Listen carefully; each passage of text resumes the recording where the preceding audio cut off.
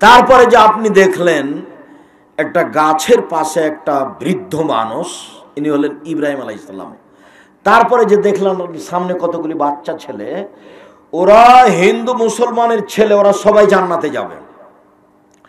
তারপরে যে দেখলেন আপনি একটা লোক লোহার লাঠি দিয়ে আগুনকে উত্তেজিত করছে, উনি হলেন জাহান্নামের মালিক, আগুন উত্তেজিত করছে। তারপরে যে আপনি প্রথম ঘরে ঢুকলেন গাছের উপরে, সেটা হলো সাধারণ মুমিনদের ঘর, মহিলা পুরুষ সবাই আছে। আর এই যে এখনই আপনাকে যে ঘর থেকে বের করলাম, এটা হচ্ছে শহীদদের ঘর। এবার আমি বলি, আপনার যে আমি ডান হাত ধরে আছি, আমি হলাম জিবরাইল, আর এই যে আপনার বাম হাত ধরে আছেন, ইনি হচ্ছেন মেকাইল। লম্বা হাদিস বিভিন্ন জায়গাতে অনুবাদ করা আছে, ওখান থেকে দেখে নেবেন। আজকের লম্বা হাদিসের যে মূল বাক্যটা বলতে চেয়েছি সেটা বলেন তো কি? রক্তের নদীতে যেই পড়ে আছে সে হলো সুদখোর। যতবার উঠতে চাচ্ছে ততবার তার মুখের উপরে পাথর মেরে তাকে রক্তের নদীর মাঝামাঝিতে করে দিচ্ছে। যতদিন পর্যন্ত বিচার না হবে, বিচারে জাহান্নামও হতে পারে, জান্নাতও হতে পারে। ও তো হারাম খায়, আবার জান্নাত কিসের? ততদিন পর্যন্ত কবরে এভাবে শাস্তি হতে থাকবে। সম্মানিত দিনী ভাই বোন, আপনাকে আমি যেটা প্রথম বলতে চেয়েছি সেটা হলো এই, আজ থেকে ব্যাংকের সুদের লেনদেন সব বন্ধ করতে হবে। আব্দুর রাজ্জাক সাহেব, আমি চাকরি করি, সরকার আমাকে টাকা দেয়, আবার এটা বাড়তে থাকে। প্রভিডেন্ট ফান্ড যেটা আপনার, সেটা আপনি নেন, আপনার যেটা কেটে রেখেছে সেটা নেন, যেটা সরকার দিয়েছে সেটা নেন, আর যেটা বাড়ছে সেটা হিসাব করে রাখেন। সেটা আপনি খেতে পাবেন না, ওটা ফকির মিসকিনকে দিয়ে দেন, কারো বাড়ির টয়লেট করে দেন। ব্যাংকে টাকা রেখেছেন, ইসলামী ব্যাংক হোক আর আপনার দিনের ব্যাংক হোক আর সোনালী ব্যাংক হোক রূপালী ব্যাংক হোক, যত টাকা বাড়ছে সব টাকা আপনি উঠিয়ে নেন, নিজে খাবেন না, ফকির মিসকিনকে দিয়ে দেন। অসহায় মানুষের টয়লেট করে দেন, বাড়িঘর করে দেন, টাকা নিজে ভোগ করবেন না। কত সুন্দর ব্যবসা! লক্ষ টাকায় 1000 টাকা দিবে ইসলামী ব্যাংক, তাই তো 5 লক্ষ রেখেছে, প্রতি মাসে 5000, প্রতি মাসে 5000। 10 লক্ষ রেখেছে, প্রতি মাসে 10,000, প্রতি মাসে 10,000। কত সুন্দর ব্যবসা! ধর্ম পাগল হয়ে গেছে। এত নিখুঁত ব্যবসা হয় কোনোদিন? যাতে কোনো বিনিয়োগ হলো না, যাতে কোনো সমস্যা হলো না, যাতে টেনশন থাকলো না, ঘুমিয়ে গেছি, ঘুম থেকে ওইটা কত হাজার, 10,000। আচ্ছা, এটা হলো? এটা কোনো ব্যবসা হলো? আপনার কাছে টাকাটা নিয়েছে, ও ব্যাংকে রেখেছে, আপনার টাকাটা আর একজনকে দিয়েছে, আপনাকে দিবে 10,000, আর যাকে দিয়েছে কর্জ ওর কাছ থেকে নেবে 30,000। কথা বুঝতে পারেননি? যাকে লোন দিয়েছে তাকে কত নেবে? 10 লক্ষে 30,000। তাহলে 30,000 থেকে আপনাকে দিবে কত? 10,000। আর ব্যাংকের যারা কর্মচারী, ওদের পিছনে থাকবে 10,000, আর 10,000 ওদের বাড়বে। সব জায়গাতে এই ব্যবস্থা চলছে। এই জন্যই আব্দুল্লাহ লন্ডন গেছে ব্যাংকিং ব্যবস্থাপনা পড়াশোনা করতে। লন্ডনের প্রয়োজন ছিল না। ঘটনা কি, মদিনা বিশ্ববিদ্যালয় ছেড়ে চলে যাবে? এটা তো হয় না। আপনি যেটা বলছেন সেটা আমিও বলছি। সম্মানিত দিনী ভাই বোন, সুদ মহাপাপ। সাথে সাথে আপনার একটা কথা আপনাকে জানাচ্ছি, এই 27শে রজবের রোজা থাকলে এবাদত আর কবুল হবে না। রজব মাসে কোনো এবাদত করতে হবে, 27শে রজব জানতে হবে, এটা একবারে ডাহা মিথ্যা, স্পষ্ট বেদাত। সাবধান, এতটা অঞ্চলে বিদাত খুব বেশি, শিরক খুব বেশি। যেইটা সিলেট চট্টগ্রামে হয় সেইটা এখন লালমনিরহাটে হচ্ছে এতটা অঞ্চলে। খুব দুঃখিত। আমি তো মনে করি, মানুষকে বলি উত্তরবঙ্গে শিরক নাই, উত্তরবঙ্গে বিদাত নেই। বিদাত তো রেখে এসেছি চট্টগ্রামে, শিরক রেখে এসেছি চট্টগ্রামে। সেটা কেন বৃহত্তর রংপুরে, সেটা কেন বৃহত্তর দিনাজপুরে? জি না। যার কারণেই চিন্তা ভাবনা করেই রংপুর দিনাজপুরের জন্য প্রতিষ্ঠান খোলা হলো জামিয়া সালাফিয়া তেঘরা বিরল দিনাজপুর।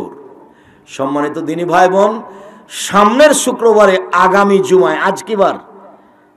রবিবার। সামনের জুমায় শুক্রবারের খুতবাতে থাকবো আপনাদের দিনাজপুরের তেঘরা বিরল দিনাজপুরে জুমার টাইমে ইনশাআল্লাহ। সবাইকে আমি আন্তরিকভাবে যাওয়ার জন্য অনুরোধ জানাচ্ছি। উপস্থিত দিনী ভাই বোন, চিরদিনের জন্য 27 রজব নামে কোনো ইবাদত করাকে বন্ধ করার জন্য ঘোষণা জানাচ্ছি। এটা হলো স্পষ্ট বিদাত। বিদাত করে পরকাল হারাবেন না। 100 জনকে জিজ্ঞাসা করে যেটা শিরক নেকির নামে সেটা ছেড়ে দিবেন। 100 জনকে জিজ্ঞাসা করে যেটা বিদাত ইবাদতের নামে সেটা ছেড়ে দিবেন। ওটা বেদাত, তবু মনে করছে এটা নেকির কাজ। আল্লাহুম্মা সাল্লি আলা সাইয়্যিদিনা মাওলানা নবিয়ানা মুহাম্মদ। মানুষ এটা বলবে পাপ মনে করে কি না, নেকি মনে করি করবে। 27 রজব রোজা থাকবে পাপ মনে করে কি নেকি মনে করে। একবার উমরা করতে গিয়ে 10-12টা উমরা করছে, একটা বাপের নামে, একটা মায়ের নামে, খালার নামে, তো কি পাপ মনে করে করছে? তো নেকি মনে করে করছে। এক সফরে যদি 2টা উমরা করে তাহলে টাকাটাই বাতিল, আবার যেতে হবে, উমরাই বাতিল। হজ করতে গিয়ে যদি কয়েকবার আপনি উমরা করেন তাহলে হজটাই বাতিল, আবার যেতে হবে পরের বছর। কেন? বিদাত করে যে তার ইবাদত কবুল হবে না, শিরক করে যে তার ইবাদত নষ্ট হয়ে গেছে। শিরক করলে কি হয়? ইবাদত নষ্ট হয়ে যায়। বিদাত করলে কি হয়? ইবাদত কবুল হয় না। বিদাত করলে ইবাদত কবুল হয় না। সাবধান। শাবান মাসে একটানা 15 দিন সিয়াম রোজা থাকবেন, একটানা। 2 দিন থাকবেন না, 15 শাবান থাকবেন না।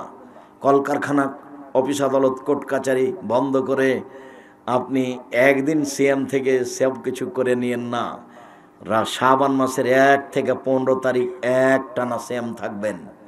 রজব মাসে কোনো কিছু করবেন না, করলেই ইবাদত বাতিল হবে আর কবুল হবে না। প্রতি মাসে 3টে, 13, 14, 15 বাস করেন। প্রতি বৃহস্পতিবার, শুক্রবার করেন। সাপ্তাহিক রিপোর্ট আল্লাহর কাছে পেশ করা হয় কোন কোন দিনে? বৃহস্পতিবার আর সোমবার। আমাদের নবী চাইতেন, আল্লাহ আমার রিপোর্টটা তুমি একটু সিয়াম অবস্থায় দেখো, না আমার রিপোর্টটা দেখো, আমি সিয়াম আছি। উনি এই জন্য এই 2 দিন ভালোবাসতেন। তো শাবান, বাৎসরিক রিপোর্ট পেশ করা হয় শাবান মাসে।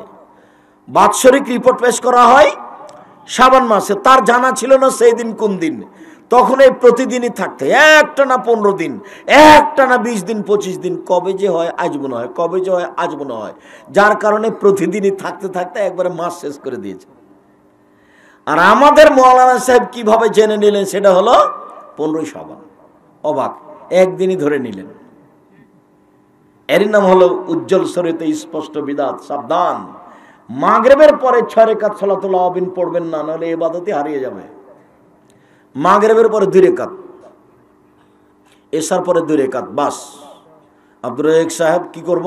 তাহাজ্জুদ পড়েন, 8 রাকাত তাহাজ্জুদ পড়েন। আর কি করব? মাঝে মধ্যে ওযু করে 2 রাকাত পড়বেন, এই তো। আর কি করব? ফজরের সালাতের পরে ইশরাক পড়বেন। বিস্তারিত বিবরণ দেওয়া আছে। সম্মানিত দিনী ভাই বোন, আপনাকে সুদের মতো মহাপাপ থেকে বিরত থাকার অনুরোধ জানিয়ে, লেনদেন যত আছে কিস্তিতে সুদের সব কিছু, ডিপিএস টিপিএস যা কিছু আছে, ডিপিএস বাতিল। যা লস হবে হোক, যে ডিপিএস খোলা আছে এটা বাতিল। যত কিস্তি তোলা আছে সব বাতিল। আগামীকাল থেকে কিস্তি চালু থাকলে আপনি মুনাফেক। বক্তব্যের সাথে মুনাফেকি করেছেন, এই রুজি ইনকাম করতে হবে না। মানুষের বাড়িতে কাজ করে খেতে হবে, বরকত হবে ইনশাআল্লাহ। বরকত হয়ে গেলে টাকা বেশি হবে। শ্বশুরকে যৌতুক ফেরত দিতে হবে, সে টাকা নিতে হবে না। অর্থ সম্পদে বরকত হবে।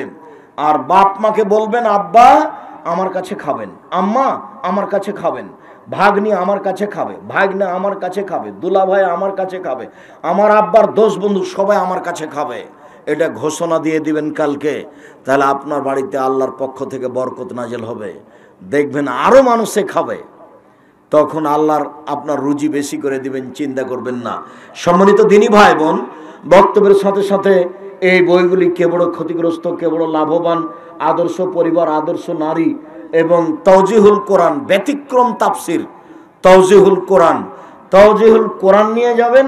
আর আব্দুল্লাহর মিন্নাতুল বারী, সবাইকে এই বইগুলি সংগ্রহ করার অনুরোধ জানিয়ে, সামনের শুক্রবারে তেঘরা বিরল দিনাজপুরে উপস্থিত হওয়ার অনুরোধ জানিয়ে, যতই কষ্ট হোক আপনাকে যেতে হবে তেঘরা বিরল দিনাজপুর, সবাইকে উপস্থিত হওয়ার অনুরোধ জানিয়ে আপাতত আজকের মতো কথা এখানে শেষ করছি। সুবহানাকাল্লাহুম্মা ওয়া বিহামদিকা আশহাদু আল্লা ইলাহা ইল্লা আনতা আস্তাগফিরুকা ওয়া আতুবু ইলাইক। আসসালামু আলাইকুম ওয়া রাহমাতুল্লাহ। কয়েকটা জিজ্ঞাসা, আর বইগুলি সবাই নিয়ে যাবেন। মাসিক আল ইতিসাম পত্রিকা আছে, প্রশ্ন 50টা প্রশ্নের উত্তর, কেউ খালি যাবেন না। 50টা প্রশ্নের উত্তর আছে মাসিক আল ইতিসাম পত্রিকা। আব্দুল্লাহর মিন্নাতুল বারী নিয়ে যান, তাওজিহুল কোরআন নিয়ে যান। তাওজিহুল কোরআন ব্যতিক্রম তাফসিরের বই। হুজুর, কোন স্বামী যদি স্ত্রীকে নিয়ে কেনাকাটা করতে যায়, তাহলে সেটা কতটুকু জায়েজ? সেটা নাজায়েজ। কাপুরুষ বউকে সাথে করে যায়। জমি বন্ধক খাওয়ার শরীয়ত নিয়ম কি? বন্ধক নাজায়েজ, লিজ জায়েজ। লিজ ঠিক আছে, খেয়ে শেষ, খাই খালাসি। বন্ধক হারাম, সুদ। ঠিক আছে, লিজ জায়েজ। সবাই বইগুলি নিয়ে যাবেন।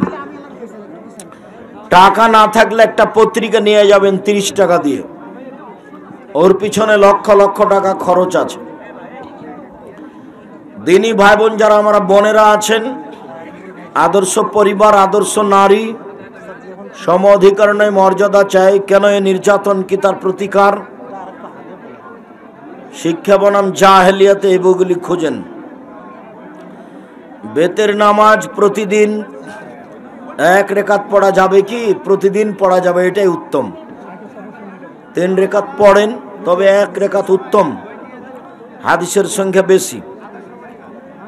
তারাবির নামাজ 8 রেকাত, যদি বেতের নামাজ 1 রেকাত পড়ি, তাহলে মোট নামাজ হচ্ছে 9 রেকাত। হোক, হাদিস বুখারী মুসলিম 9 হোক, তাতে কি আছে?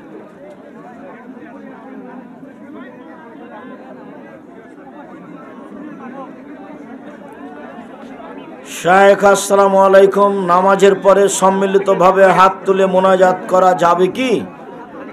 সবাই মিলে হাত তুলে মোনাজাত করা বিদআত। হাত তুলে মোনাজাত করা একটি গুরুত্বপূর্ণ ইবাদত। 32টা সহিহ হাদিস আছে দোয়ার বইয়ে, সিরিয়াল দেওয়া আছে। আর 24টা জায়গা উল্লেখ আছে কোথায় কোথায় হাত তুলে দোয়া করতে হবে। যাওয়ার সময় আইনে রাসূল সাল্লাল্লাহু আলাইহি ওয়াসাল্লাম দোয়া অধ্যায় বোর্ডে নিয়ে যাবেন। 32টা হাত তুলে দোয়া করার হাদিস আছে, 24টা স্থান উল্লেখ করা আছে। জানাজার পরে, সভা সমিতির পরে, ঈদের মাঠে 5 ওয়াক্ত সালাতের পরে সবাই মিলে একসাথে হাত তুলে দোয়া করা বিদআত। সবাই মিলে হাত তুলে দোয়া করবে কোথায়? পানি চাইতে গিয়ে, ইস্তিসকা উল্টা হাতে। আমি বেতের নামাজের দোয়া জানি না, তো বেতের পড়বেন না। সূরা ইখলাস দিয়ে বেতের পড়তে হবে না, দোয়া পড়বেন না, বেতের পড়বেন বাস। দোয়ায় কুনুত লাগবে না। দোয়া বেতের পড়লেই দোয়ায় কুনুত পড়তে হবে, এটাই মিথ্যা। কেউ যদি কোনোদিন দোয়ায় কুনুত পড়তে চায়, তাহলে বেতের সালাতে পড়বে। কেউ যদি কোনোদিন দোয়ায় কুনুত পড়তে চায়, তাহলে বেতের সালাতে পড়বে। কেউ যদি কোনোদিন দোয়ায় কুনুত পড়তে চায়, তাহলে কোন সালাতে পড়বে? বেতের সালাতে পড়বে। রুকুর আগেও পড়তে পারে, পরেও পড়তে পারে। রুকুর আগে পড়লে হাত বাঁধাই থাকবে, রুকুর পরে পড়লে হাত উঠিয়ে পড়বে। বেতের পড়লেই দোয়ায় কুনুত পড়তে হবে, এই কথা সত্য না, এটা মিথ্যা। বেতের পড়লেই দোয়ায়ে কুনুত পড়তে হবে এই কথা মিথ্যা। তাহলে কি, কেউ যদি কোনোদিন দোয়ায়ে কুনুত পড়তে চায় তাহলে বেতের সলাতে পড়বে।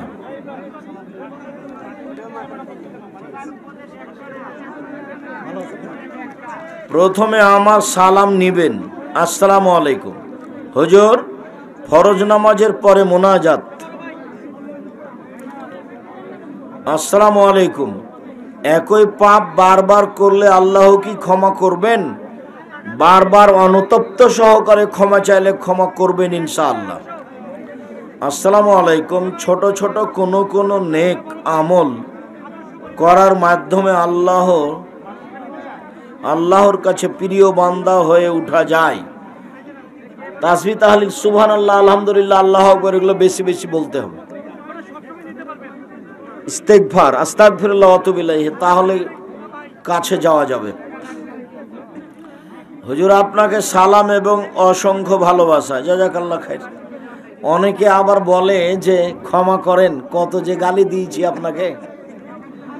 তো যাক, তোমার ভালোবাসা আল্লাহ কবুল করুক। প্রশ্ন হলো